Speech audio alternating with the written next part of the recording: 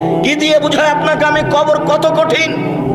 রাসূল সাল্লাল্লাহু আলাইহি ওয়াসাল্লাম বলেন, যখন তাকে কবরে জিজ্ঞাসা করা হবে দ্বীন সম্পর্কে, মুহাম্মদ সাল্লাল্লাহু আলাইহি সাল্লাম সম্পর্কে, ইসলাম সম্পর্কে, সে যদি উত্তর দিতে না পারে, ইয়াজরিবু জারবাতান, এত জোরে তাকে ফেরেশতা মারবেন, ইয়াসিহু সাইহাতান, সে বাপরে মারে করে চিৎকার করবে, ইয়াসমাউ মা বাইনাল মাশরিক ওয়াল মাগরিব ইল্লা সাকালাইন, সারা পৃথিবীর জীবজন্তু, কীটপতঙ্গ, পদার্থ, জড় পদার্থ সব কিছু তার চিৎকার শুনতে পাবে, মানুষ আর জিন শুনতে পাবে না। এখান থেকে 50,000 কোটি কিলোমিটার দূরে যে বস্তু আছে সেও শুনতে পাচ্ছে এই কবরের চিৎকার। সে কত জোরে চিৎকার করছে আপনাকে আমি বুঝাতে অক্ষম। মুহাম্মদ সাল্লাল্লাহু আলাইহি ওয়াসাল্লাম বলেছেন, যে মারে সে চোখে দেখে না, যে মারে সে কানে শোনে না, যে মারে সে ফেরেশতা, তার রং বিভিন্ন ধরনের, কালো নীল, ভিন্ন ধরনের রং, চোখে দেখে না, কানে শোনে না, কোথায় মারছে আর চিৎকার যে করছে ও শুনতে পায় না, যার কারণে তার মারার গতির পরিবর্তন হয় না। মারে যে সে পুলিশ নয়, মারে যে সে মানুষ নয়, সে খায় না, পেশাব করে না, তার সংসার নাই, তার বিবাহ শাদী নেই, তিনি হচ্ছেন ফেরেশতা। প্রথম বাড়িও যেমন, শেষ বাড়িও তেমন, এইভাবে তাকে মারতে থাকবে বিচারের দিন পর্যন্ত। রাসূল সাল্লাল্লাহু আলাইহি সাল্লাম বলেন, যে লাঠি দিয়ে মারা হয়, যে হাতুড় দিয়ে মারা হয়, সেই হাতুড় যদি পাহাড়ের উপরে মারা হয় তাহলে ফায়াসির তোরাব, সেটা পাথর হয়ে যাবে, ধুলা হয়ে যাবে, একবারে খান খান হয়ে। পাহাড়ের উপরে মারা হলে পাহাড় ধুলা হয়ে যাবে। যেই হাতুড় দিয়ে মারা হয় সেই হাতুড়টা যদি পাহাড়কে মারা হয় তাহলে পাহাড় ধুলা হয়ে যাবে। মুহাম্মদ সাল্লাল্লাহু আলাইহি সাল্লাম এইভাবে বলেন। কি দিয়ে বুঝায় আপনাকে আমি কবর কত কঠিন? এখানে চিৎকার করছে, তার কণ্ঠ, তার শব্দ শুনতে পাচ্ছে 50,000 কোটি কিলোমিটার দূরে। যে মানুষ, যে জীবজন্তু আছে, জিন আর মানুষ ব্যতীত যেই পদার্থ, জড় পদার্থ আছে, সে শুনতে পাচ্ছে কবরের শাস্তি, শুনতে পাচ্ছে গিলাসটা, কবরের শাস্তি শুনতে পাচ্ছে বক্সটা, কবরের শাস্তি শুনতে পাচ্ছে বাল্বটা, কবরের শাস্তি শুনতে পাচ্ছে এই মাইক, সব কিছু শুনতে পাচ্ছে কবরের চিৎকার। কিন্তু মানুষ এবং জিন শুনতে পায় না, শুনতে পাইলে সে বাঁচত না। আপনাকে আমি বুঝাতে পারি কবর কি জিনিস। রাসূল সাল্লাল্লাহু আলাইহি সাল্লাম দিন রাত কবরের শাস্তি থেকে বাঁচতে চাইতেন। যখনই তিনি জানাজায় দাঁড়াতেন তখন লোকটার জন্য কবরের শাস্তি থেকে আল্লাহর কাছে বাঁচতে চাইছেন, আল্লাহ তুমি তাকে কবরের শাস্তি থেকে বাঁচাও। সম্মানিত দিনী ভাই বোন, বাড়ির পিছন দিকে যে 2 হাত 2.5 হাত গর্ত করে কবর করা হয়েছে, তার নাম কবর নয়। সেটাই যদি কবর হতো তাহলে যাকে বাঘে খেয়ে নিল তার কবর কোথায়? কবরস্থানে 2-2.5 হাত যে কবর করা হয় সেটাই কবর নয়। সেটাই যদি কবর হতো তাহলে যে আগুনে জ্বলে ছাই হয়ে গেল তার কবর কোথায়? সেটাই যদি কবর হতো তাহলে যে পানিতে ডুবে হারিয়ে গেল তার কবর কোথায়? মরার পর থেকে নিয়ে বিচারের দিন পর্যন্ত একটা দীর্ঘ সময়ের নাম কবর, যাকে বলা হয় আলামে বারজাখ। এই দীর্ঘ সময়ের নাম কবর, এটা কোনো জায়গা, কোনো স্থান নয়। সম্মানিত দিনী ভাই বোন, এই দীর্ঘ সময়ের ভালোটা হলো ভালো, খারাপটা হলো খারাপ। মানুষটা যদি ভালো হয়, মরার পরে ফেরেশতা যখন জিজ্ঞাসা করবেন তখন যদি তার উত্তর ঠিক হয় তাহলে ফেরেশতা বলবেন, নামকা নামাতিল আরুসে লাইকুদুল আবালিহি, তুমি ঘুমিয়ে যাও বাসর রাতের ঘুমানোর মতো, যাকে কেউ জাগাবে না তার অতীব প্রিয় মানুষ ছাড়া। তুমি ঘুমিয়ে যাও বাসর রাতের ঘুমানোর মতো, যাকে কেউ জাগাবে না অতীব প্রিয় মানুষ ছাড়া। যখনই তাকে ঘুমাবে, ঘুম থেকে জাগাবে, তখনই সে একটু কষ্টবোধ মনে করে বলবে, এখনই তো মাত্র ঘুমালাম, কেমন হয়ে গেল, এখনই তো ঘুমালাম, কেন আমাকে এভাবে উঠানো হলো? তার এইরকম একটা পরিবেশ থাকবে। অথচ সেই লোকটা কবরে ঘুমিয়ে আছে 4,000 বছর থেকে, 10,000 বছর থেকে। তার মানে ভালো মানুষের কবরে থাকার সময়সীমা হলো বাসর রাতের সমান। তা 2 ঘন্টা হতে পারে, 2.5 ঘন্টা হতে পারে, 3 ঘন্টা হতে পারে। এটা হলো ভালো মানুষের কবরের সময়সীমা। আর যারা খারাপ মানুষ তারা তো আপনাকে আর আমি কি দিয়ে বুঝাই? কবরের শাস্তিকে স্বপ্নের মতো বলা যেতে পারে। আপনি পাশে বসে আছেন, আপনার ভাই শুয়ে আছে, ঘুমিয়ে আছে, গোখরা সাপ তাকে দংশন করছে, সে বাপরে মারে করে চিৎকার করে পালিয়ে যাচ্ছে ঘুমের ঘরে। এরপরে তার ঘুম ভেঙে গেল, ঘুম ভাঙতে দেখতে পাচ্ছে গমা সাপ কত বড় ছিল, রং কেমন ছিল, কিভাবে কে দংশন করছে, সে সব কিছু এখন অক্ষরে অক্ষরে বলে দিতে পারবে ঘুম থেকে উঠে। কিন্তু যে পাশে বসে আছে সে কিছুই দেখতে পায় না। বুঝাতে পারিনি কথা মনে হয়। এরকম হলো কবরের শাস্তি। আপনি কবর খনন করে সাপ দেখবেন, এ কথা ঠিক নয়। ওই যে একটা কাগজে লেখা ছিল যে জনৈকে ইমাম সৌদি আরব থেকে ইমামতি করার পরে মসজিদ থেকে বের হয়ে একটা কবর খনন করে দেখলেন যে একটা লাশকে সাপ পেঁচিয়ে ধরে আছে। তারপরে বলে দিলেন যে এইটা ফটোকপি করে যে যত বিতরণ করতে পারবে সে তত ভালো। একেবারে নগদ মিথ্যা কথা। কবরের শাস্তি মানুষ দেখা তো বহুদূরের কথা, শুনতে সক্ষম নয়। কবরের শাস্তি দেখা তো বহুদূরের কথা, মানুষ শুনতে সক্ষম নয়। অতএব কবরের শাস্তিকে আপনার রেকর্ডিং করে বা একটা রূপক পরিকল্পনা করে সাজিয়ে মানুষকে দেখানো হারাম। এটা মানুষের পক্ষে সহজ সম্ভব নয়। কবরের শাস্তি, কবর যত কঠিন কিয়ামত তার চেয়ে অনেক বেশি কঠিন। কিয়ামত যত কঠিন জাহান্নাম তার চেয়ে অনেক অনেক অনেক বেশি কঠিন। কি দিয়ে বুঝায় আপনাকে আমি জাহান্নাম কত কঠিন, কিয়ামত। লাকে ইব্রাহিম আবাহু আজার, বিচারের মাঠে ইব্রাহিম আলাইহিস সালাম তার পিতা আজরের সাথে সাক্ষাৎ করবেন। আজরের সাথে সাক্ষাৎ করে বলবেন আলাম আকুল্লাহ আল্লাহ তাসিনী, আব্বা আপনাকে আমি বলিনি যে আপনি আমার নাফরমানি করিয়েন না? কতবার বলেছিলাম আব্বা আপনি আমার নাফরমানি করিয়েন না, আপনি আমার কথা শোনেন, আপনি আমার কথা শোনেন। তখন তার পিতা আজর বিচারের মাঠে বলবে আলিয়ামুল আসিকা, বেটা আজকে তোমার নাফরমানি করব না, যা বলবে সেটা আমি মানব। তখন ইব্রাহিম আলাইহিস সালাম বলবেন প্রতিপালক, আমার পিতা আজকে জাহান্নামে যাবে আর আমি জান্নাতে যাব, এর চেয়ে বড় অপমান কি হতে পারে? আইয়ো খিজে রাজদা মিন আবিলাবাদ, আজকে আমার পিতা জাহান্নামে যাবে আর আমি জান্নাতে যাব, এর চেয়ে বড় অপমান কি হতে পারে? আমি ইব্রাহিম এটাকে সবচেয়ে বড় অপমান মনে করছি। তখন আল্লাহ তাআলা বলবেন ইব্রাহিম শুনে রেখো, তোমার পিতা আমার নবীকে মানেনি, তোমার পিতা আমার নবী ইব্রাহিমকে মানেনি, অতএব আজকে তোমার কথা রক্ষা হবে না। তোমার পিতার চেহারা আকৃতি পরিবর্তন করে দেওয়া হলো, সাপের আকৃতি করে দেওয়া হলো।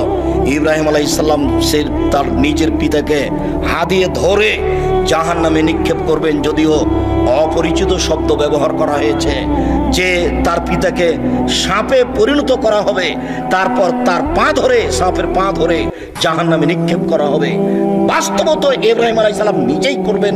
যখন তার পিতার আকৃতি পরিবর্তন হয়ে যাবে তখন তিনি নিজে ধরে তাকে জাহান্নামে নিক্ষেপ করবেন। বিচারের মাঠে আল্লাহ তাআলা বলবেন এই বাচ্চা, ওই ছেলেটা ওভাবে হাঁটছে কেন? ও তো আরো মানুষ তার দিকে দেখলে তো আমার কথা বুঝতে পারবে না। দয়া করে কোনো কাজ দেখায়েন না, কিছুক্ষণ অপেক্ষা করেন। আমি আব্দুল্লাহ বিন ফজল নই যে ভোর পর্যন্ত বক্তব্য দেবো। আমি অত কোরআন হাদিস জানি না, সারা রাত বক্তব্য করি না। আপনি দয়া করে নিজের কোনো কাজ দেখাবেন না। আমি আপনার জন্য এসেছি কষ্ট করে। মহিলা মানুষ আপনাকে বলছি, ঢং ঢং করে এসেছেন, ঢং ঢং করে গল্প করতে করতে যায়েন না। আপনার একটা লজ্জাবোধ থাকা দরকার, আপনার একটা ইতস্তবোধ থাকা দরকার, একটা আপনার হায়াবোধ থাকা দরকার। আপনি মহিলা মানুষ, আপনার একটু শরম হয় না কেন? আপনার একটু হায়া হয় না কেন? এত গল্প করেন কেন? ঢং ঢং করে গল্প করতে করতে আসলেন, আবার চলে যাচ্ছেন। আপনি বুঝতে পারেন না যে আমি মহিলা মানুষ? আমার একটা লজ্জার ব্যাপার আছে, আমার একটা শরমের ব্যাপার আছে। জাহান্নাম মহিলা দিয়ে ভরা, দিন রাত শুনছেন, হুঁশ হয় না? জাহান্নাম বলতে নারীকে বুঝায়, জাহান্নাম বলতে নারীকে বুঝায়। এ কথা আমরা তো বলিনি, এ কথা মুহাম্মদ সাল্লাল্লাহু আলাইহি ওয়াসাল্লাম বলছেন। আল্লাহ রাসূল বলছেন আমি জাহান্নামের দিকে তাকিয়ে দেখলাম অধিকাংশই নারী। আবু হুরায়রা রাদিয়াল্লাহু আনহু, ছেলে তুমি এভাবে সাড়া দিবা না কথায়, চুপচাপ বসে থাকো, তুমি লজ্জাবোধ করো। তোমার মাই তো এখানে বসে আছে ছোট ব্লাউজ পরে, তোমার শরম হয় না? তোমার ইতস্তবোধ হয় না? তুমি বলে দিও তোমার মা যেন এরকম ছোট ব্লাউজ পরে আর দিন না কাটায়, সময় না কাটায়। তোমারও তো ইতস্তবোধ হওয়া দরকার। তোমার বাপ এখন দাড়ি চেঁচা এখানে বসে আছে, ঢং দেখাচ্ছ, ধর্মকে পাগল পেয়েছো বাপ বেটা। নিজেকে মুসলমান মনে করো, দিন ধর্ম মেনে চলার চেষ্টা করো। সময় সে হওয়ার কোনো পথঘাট মানুষের কাছে নেই। অতএব লজ্জাবোধের দাবি রাখি। কথার মধ্যে উপস্থিত বৈঠকের মুসলিম বোন, আপনাকে নিয়ে দুটা কথা বলছি, শোনেন। আবু হুরায়রা রাদিয়াল্লাহু তাআলা আনহু বলেন রাসূল সাল্লাল্লাহু আলাইহি সাল্লাম বলেছেন সিনফান মিন আহলিন নার লা নারাহুমা, দুই শ্রেণীর মানুষ জাহান্নামে যাবে আমি তাদের দেখিনি। দুই শ্রেণীর মানুষ জাহান্নামে যাবে আমি তাদের দেখিনি। কওমুন মাহুম সায়াতুন, এক শ্রেণীর মানুষ তাদের হাতে থাকবে লাঠি, কাদনাবিল বাকার, গাভীর লেজের মতো, একদিক মোটা একদিক চিকন, তাদের হাতে লাঠি থাকবে। ইয়াদরিবু বিহান নাস, তা দিয়ে তারা মানুষকে মারবে। প্রশাসনের হাতে এরকম লাঠি থাকে, যারা কলেজ বিশ্ববিদ্যালয়ে পড়ে ধর্মের শিক্ষার নামে ঢং করে বেড়ায় তাদের হাতে এরকম লাঠি থাকে। যারা দলীয় দাপট দেখায়, দাঙ্গাবাজি করে, ক্ষমতা দেখায়, জোর করে জমি দখল করে, জোর করে এলাকা দখল করে, মানুষের মান সম্মানের হানি করে, মানুষকে জোর করে অপমান করে জেল হাজতে দেয়, এদের হাতে এরকম লাঠি থাকে। এরা যেন মনে করে জাহান্নাম আমার জন্য অপেক্ষা করছে। জুলুম করে, দাঙ্গাবাজি করে, ক্ষমতা দেখিয়ে, তারপর দেখিয়ে বেশি দিন টিকা যায় না। ফেরাউন ডুবে গেছে, অতএব আপনার জন্য জাহান্নাম অপেক্ষা করছে, আপনি থামুন।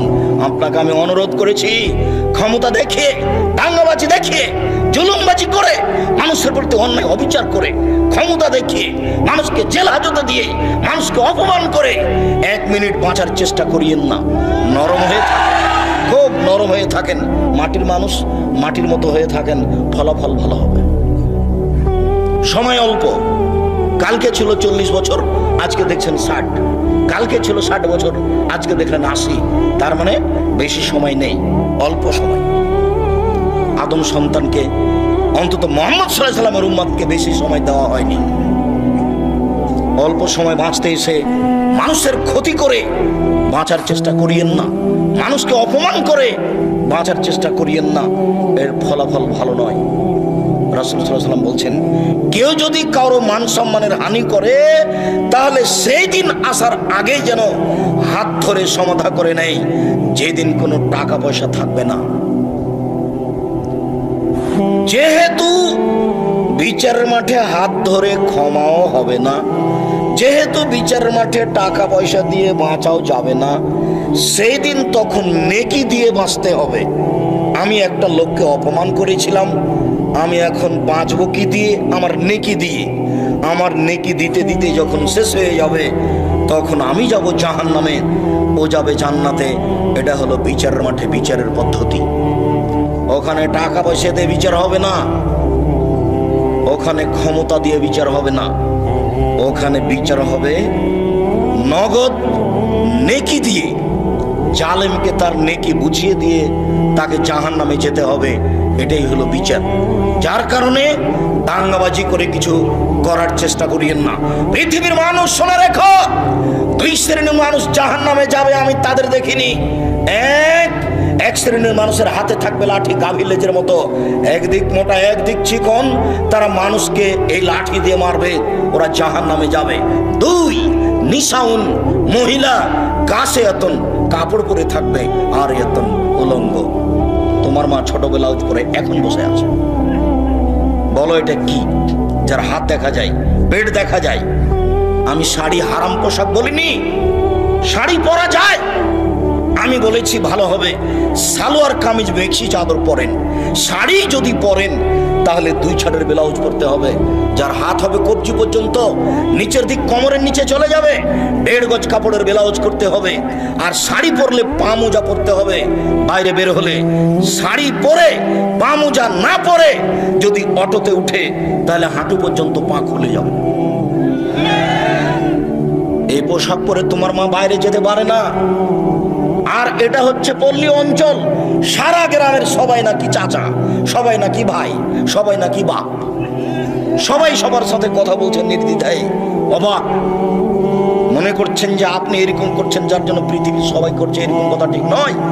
আপনি বগুড়া জামিলে যান, 1 শ্রেণীর মানুষ আছে, 1 শ্রেণীর পরিবার আছে, ওদের পরিবারের, ওদের মহিলাদের কাপড় পুরুষ দেখে না। যদি পুরুষ দেখে নেয় তাহলে সেই কাপড় তারা আর পরবে না, তাকে আগুন দিয়ে জ্বালিয়ে দেবে। আপনার স্ত্রী, আপনার মেয়ে নগ্ন হয়ে চলছে, যার কারণে আপনি বলছেন পৃথিবীতে সবাই এরকম। ওদের সব সময়ের পোশাক পুরুষ দেখে না, ওরা বাড়ির বাইরে বের হলে শুধু বোরকা দেখতে পাবে, অন্য কিছু নয়। অথচ তারা বেঁচে আছে, আজও পৃথিবীতে বেঁচে আছে, তাদের দিন চলে। সম্মানিত দিনী বোন শুনুন, আপনাকেই বলছি, আপনার রাস্তাতে হাঁটা দেখলে লজ্জা হয়, আপনার চলাফেরা দেখলে খারাপ লাগে, লজ্জা হয়, মনে হয় যেন আপনার স্বামী নেই, মনে হয় যেন আপনার বাপ নেই, আপনি যেন পিতাহীন মানুষ, আপনি যেন স্বামীহীন মানুষ। স্বামী থাকলে আপনার এরকম অবস্থা কেন? আত্মমর্যাদা থাকবে স্বামী থাকলে। আপনার একটা আত্মমর্যাদা আছে, স্বামীর একটা আত্মমর্যাদা আছে। স্বামীর আত্মমর্যাদা খেয়াল করলে তো আপনি এমনটা করতে পারেন না। স্বামীর একটা আত্মমর্যাদা খেয়াল করা দরকার। আসমা রাদিয়াল্লাহু তাআলা আনহা বলেন, আবু বকর সিদ্দিকের মেয়ে আসমা রাদিয়াল্লাহু তাআলা আনহা বলেন যে আমি মাঠে থেকে খেজুরের আটি বোঝা মাথায় করে নিয়ে আসছিলাম। রাস্তায় রাসূল সাল্লাল্লাহু আলাইহি ওয়াসাল্লামের সাথে দেখা হয়ে গেল। আল্লাহ রাসূল আমাকে বললেন, আসমা তুমি উটের উপরে চলে আসো, উটের উপরে উঠো। তখন আমি লজ্জা করলাম। আমার স্বামী জুবাইরের আত্মমর্যাদাকে আমি খেয়াল করলাম, না না না না না, আমি যদি রাসূলের উটের পিছনে উঠি তাহলে জুবাইর এটা খারাপ মনে করবে। জুবাইরের একটা আত্মমর্যাদা আছে, তার একটা দাম আছে। আমি এই হিসাব করে আর রাসূলের উটের পিছন দিকে উঠলাম না। আমি বাড়িতে এসে বললাম, জুবাইর শোনেন, আমার স্বামীকে বললাম এই ঘটনা, আপনার আত্মমর্যাদাকে হিসাব করে মহিলা মানুষ মাঠে থেকে বোঝা মাথায় করে নিয়ে চলে আসো, এটা আমাকে খারাপ লাগে। হাদিস বুখারী মুসলিম, তার নাম আত্মমর্যাদা। এই ছেলে, তোমার বাপের একটা আত্মমর্যাদা থাকলে তোমার মা এভাবে বসে থাকতে পারে? তোমার বাপ একটা কাপুরুষ, তোমার বাপ একটা কাপুরুষ, তোমার বাপ একটা কাপুরুষ। মনে কিছু নিও না। তোমার বাপের ব্যক্তিত্ব থাকলে, তোমার বাপের মর্যাদা থাকলে, তোমার বাপের আত্মমর্যাদা থাকলে তোমার মা এভাবে চলতে পারতো না। এটা অসম্ভব হতে পারে না। তোমার বাপ নিজেকে পশু প্রাণীর মতো মনে করে। বুঝে না ওরা অন্তর আছে, বুঝে না। দেখে না ওরা চক্ষু আছে, দেখে না। শোনে না ওরা কান আছে, শোনে না। উলাইকা কাল আনাম, তারা পশু প্রাণীর মতো, তারা গরু ছাগলের মতো, তারা কুকুর শৃগালের মতো, বালুমাদাল, বরং তার চেয়ে খারাপ। তোমার পিতা পশু প্রাণীর মতো নিজেকে মনে করে। ব্যক্তিত্ব থাকলে এইভাবে স্ত্রী ঘটতে পারে? যেভাবে চোখ ঘুরে বউ সেভাবে ঘুরে, চোখ যেভাবে ঘুরে বউ সেভাবে চলে। তার নাম ক্ষমতা, তার নাম ব্যক্তিত্ব, তার নাম আত্মমর্যাদা। রাসূল সাল্লাল্লাহু আলাইহি সাল্লাম বলেন, নিসাউন, মহিলা কাশিয়াতুন, কাপড় পরে থাকে, আর এতুন, উলঙ্গ। তোমার মার পোশাককে আল্লাহ নবী উলঙ্গ বলেছেন, আর তোমার বোনের পোশাককে আল্লাহ রাসূল উলঙ্গ বলেছেন। এই ছেলে, এই হাদিসের বিকল্প কি তরজমা হতে পারে তুমি বিবেচনা করো। আমি এই কথা বলিনি, এই কথা মুহাম্মদ সাল্লাল্লাহু আলাইহি সাল্লাম বলেছেন। নিজেকে পশু প্রাণী মনে করো না, নিজেকে গরু ছাগল মনে করো না, নিজেকে মানুষ মনে করিও। পশু প্রাণীর বিচার হবে না, গরু ছাগলের বিচার হবে না, কুকুর শৃগালের বিচার হবে না। বিচার মানুষের হবে, বিচার জিনের হবে। এরাই বুঝে, এদের বোধ শক্তি আছে, এদের বোধোদয় আছে, এদের বোধগম্য আছে, এদের হিতাহিত জ্ঞান আছে। এরাই ভালো হতে পারে। যেহেতু ভালো হচ্ছে না, কাজে এরা পশু প্রাণীর মতো, এরা গরু ছাগলের মতো, এরা কুকুর শৃগালের মতো। তবে আল্লাহ তাদেরকে কুকুর শৃগাল বলেননি। পরিবর্তন হতে পারে। আজকেই পরিবর্তন হতে হবে তোমাকে, আজকেই পরিবর্তন হতে হবে তোমার মাকে, আজকেই পরিবর্তন হতে হবে তোমার বোনকে। সিদ্ধান্ত পরিবর্তন করুন আপনি, আমার দিনী বোন। রাসূল সাল্লাল্লাহু আলাইহি সাল্লাম বলেন, মাইলাতুন, এরা পুরুষকে নিজের দিকে আকৃষ্ট করে। মমিলাতুন, তারা পুরুষকে নিজের দিকে আকৃষ্ট করে। মাইলাতুন, এরা নিজেরা আকৃষ্ট হয় পুরুষের দিকে। এরা বাড়িতে যখন থাকে তখন ভালোই থাকে, যখন বাড়ি থেকে বের হয় রাস্তায় চলে তখন কেন জানি কেমন কেমন করে, আনছান আনছান করে। একবার ডান দিকে যায়, একবার বাম দিকে যায়, একবার হাত নাড়ে, একবার চোল নাড়ে, কেন জানি কেমন কেমন করে। তার মানে এরা পুরুষের দিকে আকৃষ্ট হয়েছে। লায়াত খোলা জান্নাহ, এরা জান্নাতে যাবে না। জান্নাতে তো যাবে না, যাবে না। ওয়ালা ইয়াজিদনা রিহাহা, এরা জান্নাতের গন্ধ পাবে না। ফাইনা রিহাহা লা তুজাদু মিন মাসরিতি কাযা ওয়া কাযা, যে জান্নাতের গন্ধ 1 বছরের দূরত্ব পথ থেকে পাওয়া যায়, এটা জান্নাত। এখানে একটা দ্রুতগামী ঘোড়া দৌড়াতে আরম্ভ করে 1 বছর দৌড়ায়, এই যত পথ যাবে ওই পথের মাথায় কেউ যদি দাঁড়ায় তাহলে জান্নাতের গন্ধ পাবে। এই মহিলারা জান্নাতের গন্ধ পাবে না। সম্মানিত দিনী বোন, আপনাকে আমরা আর একটা কথা বলে আমাদের আলোচনার দিকে এগিয়ে যাচ্ছি। রাসূল সাল্লাল্লাহু আলাইহি সাল্লাম বলেন, 3 শ্রেণীর মানুষ জান্নাতে যাবে না। সালাসাতুন লা তাদখুলুল জান্নাতা আবাদা, 3 শ্রেণীর মানুষ কখনো তারা জান্নাতে যাবে না। 1, মদমিনুল খামর, যারা নিয়মিত বিড়ি, তামাক, জর্দা, সিগারেট, গুল, নেশাদার দ্রব্য খায়, পান করে, তারা জান্নাতে যাবে না। এমন ভাবে আজ থেকে আপনি বিড়ি সিগারেট ছেড়ে দিবেন, দোকানদার যেন একেবারে যা কিনেছিল সেটা যেন মালিককে ফেরত দিয়ে আসে বা ফেলে দেয়, আগুন দিয়ে জ্বালিয়ে দেয়। আর তুমি যদি আবার এখান থেকে উঠে গিয়ে আবার সিগারেট লাগাও, তখন তুমি মনে করি কি ব্যাপার, আমি কি পশু না কি? বুঝেও তো বুঝলাম না। আমি তো বুঝলাম, তারপরে আবার আমি ভালো হতে পারলাম না কেন? তাহলে কি আজ আমি পশুর মতো হয়ে গেছি? ফকির ভিক্ষা চাইলে বলেন মাফ কর, আর ওই টাকা দিয়ে বিড়ি সিগারেট কিনে দিন রাত খান, শরম হয় না কেন? রাসূল সাল্লাল্লাহু আলাইহি সাল্লামকে জিজ্ঞাসা করা হয়েছিল, আল্লাহর নবী আইয়ুল আমালি আফজাল, পৃথিবীতে কর্ম হিসাব সবচেয়ে উত্তম কোনটা? মানুষ যে সব কাজ করে তার সবচেয়ে ভালো কাজ কোনটা? তখন আল্লাহ রাসূল উত্তরে বললেন, তুদে মুত্তাম ওয়া তাকরাউ সালাম আলামান আরাফতা ওয়া মান লাম তারিফ। তুমি দুস্থ গরীব ফকির মিসকিনকে খেতে দেবা, এটাই তোমার জীবনে সবচেয়ে ভালো কাজ। দুই, যাকে চিনো তাকেও সালাম দিবা, যাকে চিনো না তাকেও সালাম দিবা। দেখে সালাম দিতে হবে এই কথা নয়, মৌলানা সাহেবকে সালাম দিতে হবে এই কথা নয়। যাকে চিনেন তাকেও সালাম দিবেন, যাকে চিনবেন না তাকেও সালাম দিবেন। মিশরে কয়েকদিন ছিলাম, তো একটা জিনিস দেখেছিলাম, মিশরের মাটিতে সবাই কোরআন মাজিদ পড়তে পারে। ভ্যান চালক, রিক্সা চালক, অফিসার, মন্ত্রী, এমপি সবাই কোরআন মাজিদ পড়তে পারে। সবাই সবাইকে সালাম দেয়। মন্ত্রী ও রিক্সাওয়ালাকে সালাম দিচ্ছে, সবাই সবাইকে সালাম দেয়। যদি একটা খারাপ বৈশিষ্ট্য আছে, প্রায় সবাই দাড়ি চাঁচে, তবে সবাই সবাইকে সালাম দেয়। চিনে সালাম দিবেন না। আর 10 জায়গাতে সালাম দেওয়া নিষেধ, এই কথাটাও মিথ্যা। তার মধ্যে এক জায়গা হচ্ছে যখন খাচ্ছে তখন সালাম দিতে হবে না, এই কথাটা মিথ্যা। আপনারা খাচ্ছেন এই জন্য সালাম দিচ্ছি না, মনে কিছু নিয়েন না। এতগুলি বাক্য চললো আর আসসালামু আলাইকুম চলবে না? কেমন ধর্ম? বলছে আব্দুর রাজাক সাহেব আপনি তো খাচ্ছেন সেজন্য সালাম দিলাম না। তো এগুলো তো চলছে কথা, তো সালামটাই চলে না। ফেকার বইয়ে লেখা আছে 14 জায়গাতে সালাম দেওয়া নিষেধ, তার মধ্যে এটাও আছে। পাবনা যাচ্ছি তো এক লোক অজু করছে, আমি সালাম দিয়েছি। তা আমাকে বলছে অজু করার সময় সালাম দেওয়া যায় না। তো আমি বলছি যে কোথায় আছে? আছে। কোথায় আছে? আছে। তারপর অনেক কথা। আল্লাহ মাফ করো, অজু করার সময় সালাম দেওয়া যায় না, এ কোন কথা? রাসূল সাল্লাল্লাহু আলাইহি ওয়াসাল্লাম বলছেন যাকে চিনো তাকেও সালাম দিবা, যাকে চিনো না তাকেও সালাম দিবা। মোবাইলের রিং হচ্ছে, অন করে দিয়ে আপনি সালাম দেন।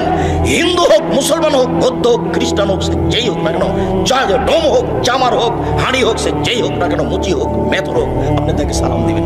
যদি আপনি নাম্বারে চিনতে পারেন যে হিন্দু, তাহলে আপনি সালাম দিবেন না। তাহলে আপনি বলবেন জি ধন্যবাদ, কি বলছিলেন। যদি আপনি চিনতে না পারেন, সে যেই হোক, পশু প্রাণী, গরু ছাগল, যে আপনার সাথে কথা বলছে, আপনাকে আপনি তাকে সালাম দিবেন। রাসূল সাল্লাল্লাহু আলাইহি ওয়াসাল্লাম বলছেন তুমি যাকে চিনো তাকেও সালাম দিবা, যাকে চিনো না তাকেও সালাম দিবা। হাদিস তো বুখারী মুসলিম। এটা আপনি কি বুঝলেন? মোবাইলের নাম্বার দেখে আপনি চিনতে পারছেন না, অতএব আপনাকে আর বিবেচনা করতে হবে না। আর আপনাকে তো বলেছি আপনি হ্যালো বলিয়েন না, হ্যালো কুকুরকে বলে। হ্যালো কাকে বলে ডাকে? কুকুরকে বলে ডাকে। কই আমি তো আপনাকে কোনোদিন বলিনি হ্যালো, আমি তো আসসালামু আলাইকুম বলি। সবাই যে বলছে, মৌলানা সাহেব বলছে, তো মৌলানা সাহেব বলছে, তো আমি কি করব? আমি বলিনি কোনোদিন, আমি হ্যালো শব্দ ব্যবহার করি না। হ্যালো বলে কুকুরকে ডাকে।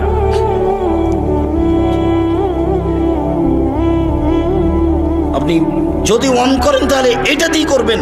বলছিলাম সম্মানিত দিনী ভাই বোন, সবচেয়ে উত্তম ভালো কাজ রাসূল সাল্লাল্লাহু আলাইহি ওয়াসাল্লাম বললেন ফকির মিসকিনকে খেতে দেওয়া। বিড়ি সিগারেট খেয়ে টাকাটা নষ্ট করলেন, আর ফকিরকে 10টা টাকা দেওয়ার জন্য আপনি ভারী মনে করলেন, বললেন যে মাফ করো। তা করবেন কেন? আমি তো জানি না আপনি জামিয়া সালাফিয়াতে টাকা পয়সা পাঠান কিনা। যদি আমি বলেছি যে আপনার টাকা ছাড়াও জামিয়া সালাফিয়া গড়বে, কিন্তু আপনি তো নেয়ামতপুর থানার মানুষ, আপনি আমার কাছের মানুষ, আপনি আমার দিনী ভাই, আপনি আপনার দিনী বোন। আমি জানি না আপনার টাকা পয়সা জামিয়া সালাফিয়াতে খরচ হয় কিনা। মাসে 26 লক্ষ বেতন লাগে। তা আপনার কয়টা টাকা আছে এখানে? আমি বলেছি আপনার টাকা না হলে জামিয়া সালাফিয়া গড়বে ইনশাআল্লাহ। তবে আমি কথা বলেছি যে আপনার টাকা ছাড়া হয়ে যাক, এটা আমি চাইনি। পতিতালয়ের মহিলা যদি কুকুরকে পানি পান করে জান্নাত পেতে পারে, পতিতালয়ের মহিলা যদি কুকুরকে পানি পান করে জান্নাত পেতে পারে, তাহলে জামিয়া সালাফিয়া 10টা টাকা দান করে জান্নাত হবে ইনশাআল্লাহ। আপনাকে আমি জামিয়া সালাফের মুখপত্র পত্রিকা মাসিক আল ইতিসাম পত্রিকা পড়তে বলেছি। 10 জন মুফতি আছে, একাধিক জন লোক আছে, কর্মচারী আছে, লক্ষ লক্ষ টাকা তার পিছনে খরচ হয়, আর আপনি 20, 25, 30 টাকা খরচ করেন না। কৃপণতা আমাকে দেখিয়ে আপনি মনে করিয়েন না যে আব্দুল রাজ্জাক সাহেবকে ঠগিয়ে দিয়েছে, এটা আপনি মনে করিয়েন না। আমি জীবন বাজি রেখে প্রাণপণে চেষ্টা চালিয়ে যাচ্ছি সঠিক ধর্ম জাতির সামনে পেশ করা, মুখে কলমে মিডিয়ায়। আপনি মূল্যায়ন না করলে আমার কিছু করার নেই। আপনাকে আমি বলেছি কোরআন মাজিদের গায়ে ভাবে লেখা আছে। আপনাকে আমি বলেছি বইয়ের নাম মুকসিদুল মুমিনিন, তার একটা হেডলাইন আছে যে অবিবাহিত ছেলে মেয়ের পড়া নিষেধ, যে দেখে সে পড়ে, যে দেখে সেই পড়ে। তার মানে হেডলাইনটাই মিথ্যে, হেডলাইনই ঠিক হয়নি। এই ছেলে, এই বই পরিবর্তন করতে হবে, লেখকের জন্য ক্ষমা চাইতে হবে। শোনো, এই হেডলাইনের পরে লেখা আছে যা আল্লাহর হস্তে একটাও সত্য কথা নয়, আর সব সরাসরি কোরআন মাজিদের বিরোধী। হেডলাইনের পরে লেখা আছে ভরা পেটে স্ত্রী মিলন হলে ছেলে ভ্যাংচা হয়, সফরের পূর্বে স্ত্রী মিলন হলে ছেলে টেরা হয়, চন্দ্র সূর্য গ্রহণে ছেলে স্ত্রী মিলন হলে ছেলে কানা হয়। হুবাহু কোরআন মাজিদের বিপরীত লেখা আছে কলমে। যার জন্য কলমের দাম আছে। মাসিক আল ইতিসাম পত্রিকাকে আপনাকে মূল্যায়ন করতে হবে। বলছিলাম, যখন ইব্রাহিম আলাইহিস সালামের সাক্ষাৎ হয়ে গেল বাপের সাথে, আজরের সাথে, ইব্রাহিম আলাইহিস সালাম বলেন, আব্বা আপনাকে আমি বলেছিলাম আপনি আমার নাফরমানি করিয়েন না। তখন তার বাপ বলবে, বেটা আজ তুমি যা বলবে তাই মেনে নিব। তখন ইব্রাহিম আলাইহিস সালাম বলবেন, আজ আমি জান্নাতে যাব, আমার বাপ জাহান্নামে যাবে, এর চেয়ে বড় অপমান কি হতে পারে? তখন আল্লাহ উত্তরে বলবেন, ইব্রাহিম শুনুন, আপনার পিতা আমার নবী ইব্রাহিমকে মানেনি, অতএব তার জাহান্নাম হবে, এটাই ঠিক। বাপ যদি ভুল পথে থাকে, বেটা বিচারের মাঠে তাকে রক্ষা করতে পারবে না। কিয়ামতের মাঠ বড় কঠিন, যেখানে ইব্রাহিম আলাইহিস সালাম কোনো কাজে আসবেন না। কিয়ামত যত কঠিন, জাহান্নাম তার চেয়ে অনেক অনেক অনেক বেশি কঠিন।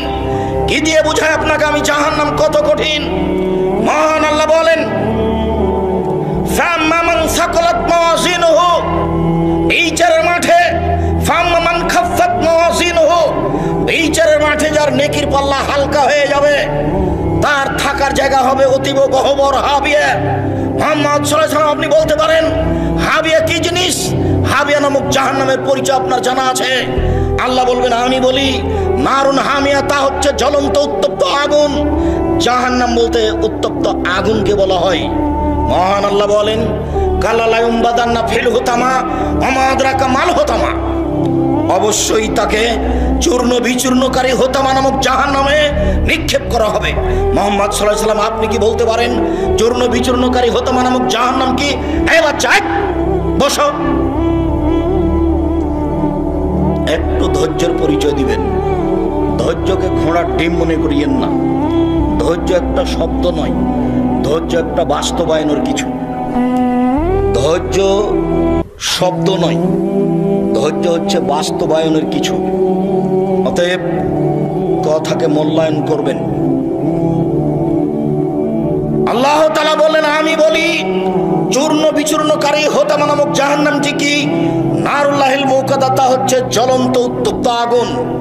আল্লাহ তাআলা জাহান্নামের পরিচয় দিচ্ছেন। জাহান্নাম বলতে জ্বলন্ত আগুনকে বলা হয়। মহান আল্লাহ বলেন, সাউসলিহে সাকার, অচিরে আমি তাকে সাকার নামক জাহান্নামে নিক্ষেপ করব। ওমা আদরাকা মা সাকার, মুহাম্মদ সাল্লাল্লাহু আলাইহি ওয়াসাল্লাম বলতে পারেন সাকার নামক জাহান্নামটি কি? আল্লাহ বলছেন, লা তুবকি ওয়ালা তাদার, সাকার এমন একটি জাহান্নাম যে মানুষকে ছাড়বেও না, যে মানুষকে মারবেও না, তার নাম জাহান্নাম। এই কথাটা আল্লাহ তাআলা অন্য জায়গাতে বলেন, লা ইয়ামুতু ফিহা ওয়ালা ইয়াহইয়া, মানুষ জাহান্নামে মরবেও না, মানুষ জাহান্নামে বাঁচবেও না। আল্লাহ তাআলা এই কথাটা অন্য জায়গাতে বলেন এইভাবে, ওয়ায়াতিহিল মাউতু মিন কুল্লি মাকানিন ওয়া মা হুয়া বিমাইয়িত, জাহান্নামে মানুষকে মরণ চতুর্দিক থেকে ঘিরে ধরবে, কিন্তু মরবে না, তার নাম জাহান্নাম। কয়েকটা আয়াত দিয়ে আপনাকে আমি জাহান্নামের পরিচয় দিচ্ছিলাম। রাসূল সাল্লাল্লাহু আলাইহি সাল্লাম বলেন, পৃথিবীর মানুষ শুনে রেখো, ইন্না সাকরাতাল আযীমা, বিশাল একটা পাথর, 1 কোটি মণ ওজনের একটা পাথর যদি জাহান্নামের মুখে ছেড়ে দেওয়া হয়, তাহলে নিচে পৌঁছতে সময় লাগবে 70 বছর। 1 কোটি মণ ওজনের একটা পাথর যদি 1 ঘন্টা নিচে যায় কত যেতে পারে? 1 দিন যদি নিচে যায় কত যেতে পারে? যদি 1 বছর নিচে যায় কত যেতে পারে, 70 বছর নিচে গেলে কত যাবে আপনাকে আমি বোঝাতে অক্ষম জাহান্নাম কত গভীর। সম্মানিত দিনী ভাই বোন, জাহান্নামের নিচে থাকবে যারা মুনাফিক, তারা। হিন্দু জাহান্নামে যাবে, তবে সবচেয়ে নিচে থাকবে এই কথা আল্লাহ বলেন। যারা মুনাফিক, দোকানে বসে মানুষের বদনাম করে, এরাই হলো মুনাফিক। এর কথা ওকে লাগায়, এরাই হলো মুনাফিক। ঝগড়া করলে অশ্লীল কথা বলে, এরাই হলো মুনাফিক। মানুষের ক্ষতি করে, যে এরাই হলো মুনাফিক। আজান হয়ে গেছে তবু মসজিদের সামনে না গিয়ে, মসজিদে না গিয়ে দোকানে বসে গল্প করে, এরাই হলো মুনাফিক। মুনাফিক জাহান্নামের সবচেয়ে নিচে থাকবে, এই কথা আল্লাহ তাআলা বলেন। জাহান্নামের পরিচয় দিতে গিয়ে জাহান্নামীদের একটু পরিচয় দিই। রাসূল সাল্লাল্লাহু আলাইহি সাল্লাম বলেন, একজন জাহান্নামীর গায়ের চামড়া হবে 42 হাত মোটা। রাসূল সাল্লাল্লাহু আলাইহি সাল্লাম বলেন, একজন জাহান্নামীর দাঁত হবে উহুদ পাহাড়ের সমান। উহুদ পাহাড় 4 কিলোমিটার প্রশস্ত, 8 কিলোমিটার লম্বা। নিচে কত আছে তা মানুষ জানে না। রাসূল সাল্লাল্লাহু আলাইহি সাল্লাম বলেন, একজন জাহান্নামের উরু রান হবে বাইজা পাহাড়ের সমান, যার দৈর্ঘ্য হচ্ছে 39 কিলোমিটার লম্বা। সম্মানিত দিনী ভাই বোন, রাসূল সাল্লাল্লাহু আলাইহি সাল্লাম জাহান্নামীদের পরিচয় দিতে গিয়ে বললেন, একজন জাহান্নামীর বসার জায়গা হবে মক্কা থেকে মদিনা 450 কিলোমিটার পথ।